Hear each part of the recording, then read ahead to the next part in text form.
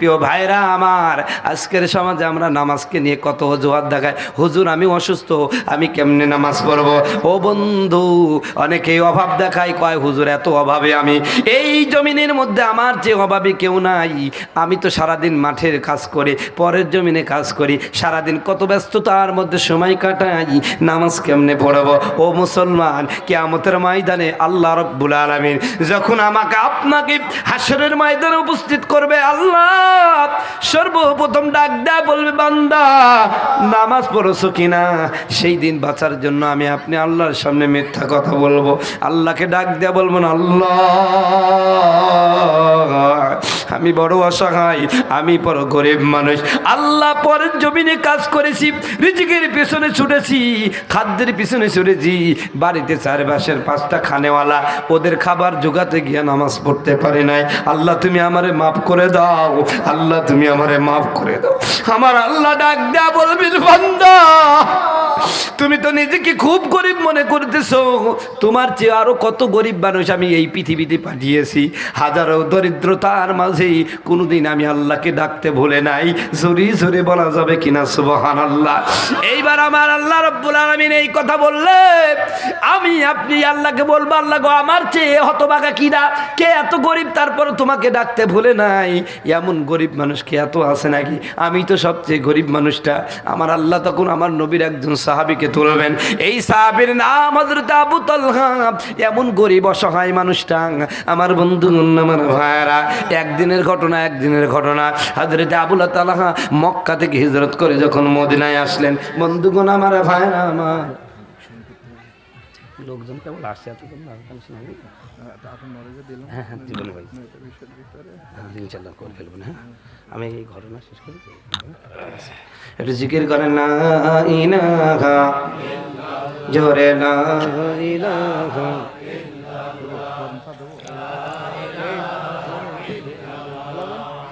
চোখের পলকে তুমি হতে পারো লাশ, বন্ধ হবে চিরদিনই তোমার নিঃশ্বাস। হবে এলান তোমার নাম, হবে এলান তোমার নাম মসজিদের মাইকে। বাড়ি নাই রে বাড়ি, নাই রে দুনিয়াতে, বাড়িওয়ালা নাই রে বাড়ি, নাই রে দুনিয়াতে, বাড়িওয়ালা নাই রে বাড়ি, নাই রে দুনিয়াতে। সম্মানিত ভাইরা আমার, হযরতে তালহা মক্কার জমিনে সম্ভ্রান্ত লোক ছিল। আল্লাহর নবীর প্রতি ঈমান আনলেন, হিজরত করে মদিনায় চলে গেলেন। মক্কার লোকেরা ষড়যন্ত্র করল, মদিনার এলাকায় যারা পরিচিত লোক ওদেরকে বলে দিল আমাদের তালহা চলে গেছে, খবরদার তাকে কোনো সহযোগিতা করবা না, কাজে নিবা না। ক্ষুধায় যখন টান মারবে, পেটে যখন ক্ষুধা লাগবে, আবার দূর দূর করে মক্কায় চলে আসবে। জোরে জোরে বলা যাবে কিনা নাউজুবিল্লাহ? প্রিয় ভাইরা আমার, হযরতে তালহা বাড়িতে চলে মদিনায় চলে আসলেন। এলাকার কেউ কাজে নাই না, দরিদ্রতা এমন একটা অবস্থা হয়ে গেল, একটা মাত্র চাদর, এই চাদরটা দিয়ে শুধুমাত্র ছত্র ঢাকা যায়। একটা মাত্র চাদর উনি পরিধান করলে তার স্ত্রীকে উলঙ্গ থাকা লাগে, স্ত্রী পরিধান করলে স্বামীকে উলঙ্গ থাকা লাগে। ওরে কামার পাড়ার মুসলমানেরা, এমন গরিব মানুষ কি আপনাদের এলাকায় আছে নাকি? ও পর্দারানের মা বোনেরা, এমন গরিব মানুষ কি আপনার স্বামী নাকি গো? আজকে আমাদের বউদের পোশাকের অভাব নাই। কত পোশাক সাধারণত পরার জন্য 4-5টা 3 পিস শুকেছে, 16টা 3 পিস তোলা আছে, সব আছে, একটা জিনিস নাই, শুধু নামাজ। কথা বলেন কি নাই বলেন তো? শুধু নামাজ নাই। আপনারা কষ্ট পাচ্ছেন না তো? আমার প্রথম আয়াতই নামাজ সম্পর্কে, এই জন্য একটা আলোচনা করি। আমাকে কমিটি বলেছে হুজুর যে কোনো একটা বিষয়ের উপর আলোচনা করবেন। আলহামদুলিল্লাহ, আমি অত বড় হুজুর না, তবে যদি আমি নামাজের উপরে আলোচনা করি, এখন বাজে কয়টা? 9টা, 12টা বাজবে, ইনশাআল্লাহ নামাজের ওয়াজ শেষ হবে ইনশাআল্লাহ। জোরে বলেন ইনশাআল্লাহ। সম্মানিত বন্ধুগণ আমার, ভাইয়েরা আমার, একটা মাত্র চাদর, এই চাদরটা পরিধান করলে তলহার স্ত্রী যদি পরিধান করে স্বামীকে উলঙ্গ থাকা লাগে, স্বামী পরিধান করলে স্ত্রী উলঙ্গ থাকা লাগে। তারপর নামাজ ছাড়া যাবে না, জোরে বলেন সুবহানাল্লাহ। যাবে নাকি, যাবে নাকি, যাবে নাকি? নামাজ ছাড়া যাবে না। প্রিয় ভাইরা আমার, একদিনের ঘটনা, হযরতে তালহা তার স্ত্রীর সাথে ঘুমানো আছে, গভীর রাত্র চলে গেল। হযরতে বিলাল আজান দিলেন, আসসালাতু খায়রুম মিনান নাওম। আমার ভাইরা, আজানের ধ্বনি হযরত তালহার কানে পৌঁছায় গেল, ঘুম ভেঙে গেল। উঠে দেখে ফজরের জামাতের সময় হয়ে গেছে। হযরতে বিলাল আজান দেয়, স্ত্রীকে ডাক দেয়া বলেন, প্রাণের স্ত্রী, ওই যে বিলাল আজান দিয়ে দিয়েছে, এখনই আমার নবী মসজিদে না হইতে আইবে, আমার নবী নামাজ পড়বে। ও আমার স্ত্রী, ওঠো গো, তোমার পরনের কাপড়টা খুলে দাও, আমি আমার নবীর পিছনে গিয়া নামাজ পড়ব। কাবার বাড়ির মুসলমানেরা বিবেকের কাছে প্রশ্ন করো, তোমার পোশাকের অভাব নাই, খাদ্যের অভাব নাই, নামাজ পড়ো না, মিথ্যা অজুহাত দাও। তুমি কিয়ামতের ময়দানে বলবা, আল্লাহ, স্ত্রী আমার পর্দা মা বোনেরা, এ বিনামাজি মায়েরা, কিয়ামতের ময়দানে হয়তো আল্লাহকে বলে ফেলবেন, আল্লাহ, এমন লোকের ঘরে গেছিলাম, খাদ্য দেয় নাই, পোশাক দেয় নাই, নামাজ পড়বো কি করে? বলেন তো, আপনার বিরুদ্ধে যদি হযরতে আবু তলার স্ত্রীকে আমার আল্লাহ উপস্থাপন করে, জবাব দেওয়ার আছে নাকি? জোরে বলেন না, আছে নাকি?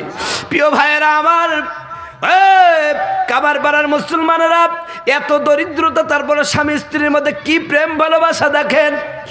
আমাদের স্বামীরা স্ত্রীকে সব কিছু দেওয়ার পরে স্ত্রীর মন পাওয়া যায় না, এখানে ওখানে আবার এদিক ওদিক আঁকুবাকু করে, কথা বলুন ঠিক কিনা? পরকীয়া প্রেমও করে, আবার কখনো দেখা যায় 4-5টা ছেলে রেখে আবার ওই রিক্সাওয়ালার সাথে চলে যায়, কথা বলুন ঠিক কিনা?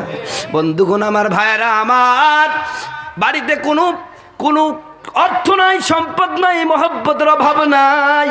হযরতে তালহা স্ত্রী ডাক দিয়ে বলেন, প্রাণের স্ত্রী, ওই যে বিলাল আজান দিয়ে দিয়েছে, এখনই আমার নবী আসবেন, ইমামতির মুসল্লায় দাঁড়ায় যাবে, দাও না তোমার পরনের চাদরটা খুলে, আমি আবার নবীর পিছনে নামাজ পড়বো। বলেন সুবহানাল্লাহ। স্ত্রীর ঘুম ভেঙে গেল, উঠে বসলেন। হযরতে তালহা দৌড়ে ওযুখানায় গেলেন। স্ত্রী ডাক দেয়া বলেন, প্রাণের স্বামী, এই তো কি প্রচন্ড শীত পড়ছে, আপনি ওযুখানায় যায়েন না, এইখানে বসেন, আপনার জন্য একটু গরম পানির ব্যবস্থা করে দিই। হযরতে তালহার স্ত্রী একটু গরম পানি আনে, হযরতে তালহাকে সুন্দর করে ওযু করে দেয়া, এবার পরন থেকে কাপড়টা খুলে আমার ভাইয়েরা স্বামী তালহাকে দেয়া বলেন, যান নবীজির পিছনে গিয়া নামাজ পড়ে আসেন। হযরতে তালহা চাদরখানা পিনতে পিনতে আমার নবীর মসজিদে নববীর দিকে রওনা হয়ে গেল।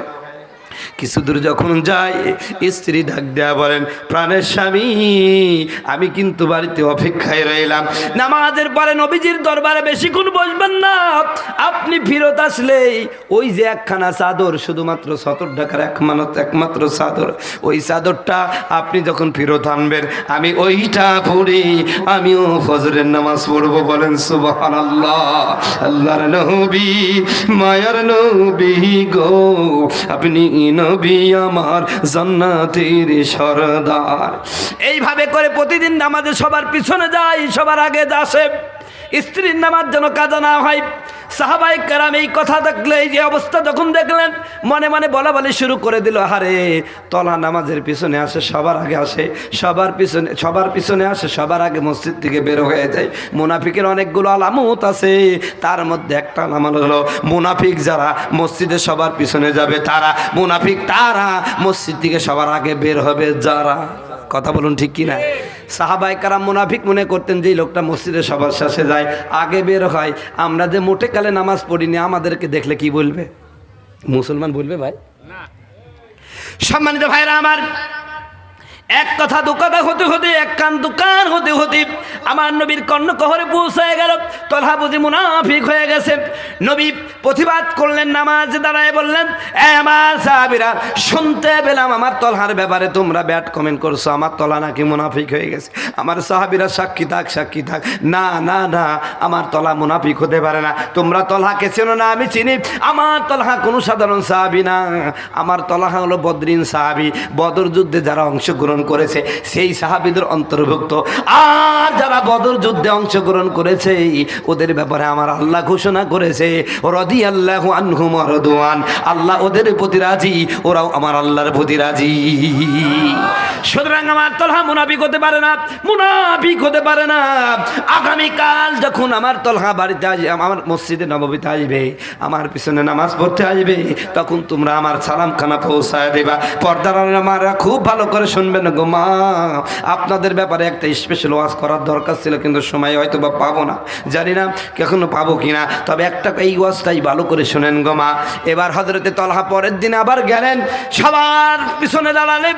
আল্লাহর নবী যখন নামাজে সালাম ফিরাইয়া দিলেন, ওই যে স্ত্রী নামাজের জন্য অপেক্ষা করছেন, একটা মাত্র চাদর, এই চাদরটা বাড়িতে ফেরত গেলে উনি খুলে দিলে স্ত্রী পরে নামাজ পড়বে। জোরে বলেন সুবহানাল্লাহ।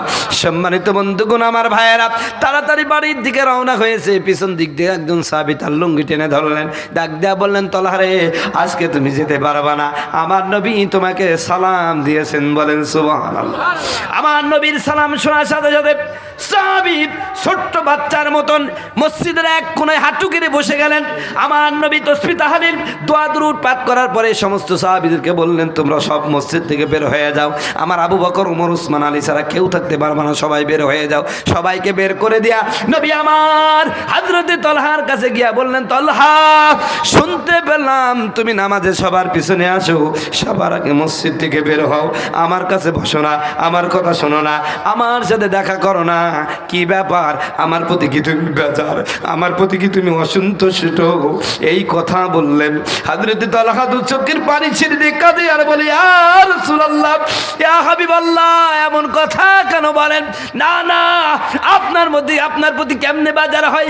কারণ যে ব্যক্তি আপনার প্রতি বেজার হবে ওই লোকটার জন্য আল্লাহ জাহান্নাম ওয়াজিব করে দিবে, জান্নাত হারাম করে দিবে। কথা বলুন ঠিক কিনা? নবী গো, আমি তো সব সময় আপনাকে খুশি করতে চাই। আমার নবী ডাক দিয়ে বললেন, কতদিন হলো তোমাকে আমি আর দেখি না মসজিদে, সবার পিছনে আসো, নামাজ পড়ে একাই চলে যাও, ব্যাপারটা কি? এমনটা কেন করো? কেন আমার কাছে বসো না? হযরতে তলহা কিছু বলে না। নবী বলে, আমি বলতে বলেছি, বলো। হযরতে তলহা দু চোখের পানি ছেড়ে দিয়ে কাঁদে, বলেন, ইয়া রাসূলুল্লাহ, ইয়া হাবিবাল্লাহ, ইচ্ছাকৃতভাবে এমনটা করি না নবী। এই যে আমার পরনে যে চাদরখানা দেখছেন, এই চাদরখানা ছাড়া দ্বিতীয় কোনো চাদর নাই। নবী গো, বিলাল যখন আযান দেয়, আমি আমার স্ত্রীর পরন থেকে এই কাপড়টা খুলে আনে। আল্লাহর নবী, আমার স্ত্রী তখন নামাজের জন্য অপেক্ষামান থাকে। ইয়া রাসূলুল্লাহ, নামাজে সবার পিছনে দাঁড়ায় যায়, আপনার পিছনে আমি জামাতে নামাজটা পড়ার পরে, ইয়া রাসূলুল্লাহ, ইয়া হাবিবাল্লাহ, আপনি যখন সালাম ফিরাইয়া দেন, আমি দ্রুত গিয়ে বাড়িতে চলে যাই। এই চাদরটা খুলে দিলে আমার স্ত্রী নামাজ পড়ে। জোরে বলে সুবহানাল্লাহ। সম্মানিত বন্ধুগণ, আমার ভাইরা আমার নবী হযরতে তলহাকে দুল জড়ায় ধরলেন আর ডাক দেয়া বললেন, তলহা রে, নামাজের জন্য যে কষ্ট মুজাহাদা করেছো, আমি নবীজির কলিজা ঠান্ডা হয়ে গেছে।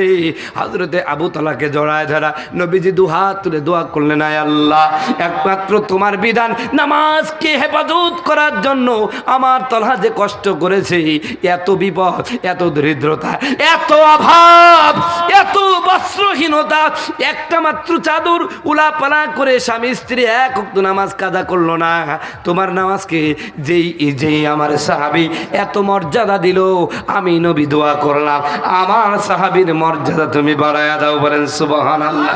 আমার আল্লাহ তখন ডাক দেয়া বললেন, নবী, আপনার সাহাবী আমার বিধানের দামটা বাড়ায় দিয়েছে, আমার হুকুমকে এত কষ্টের পরও কখনো অসম্মান করে নাই, কোনোদিন নামাজ কাজা করলো না, আপনি তারে জানায়া দেন আপনার তলা হলো আমার জান্নাতি। জোরে বলেন সুবহানাল্লাহ। জোরে বলেন আল্লাহু আকবার।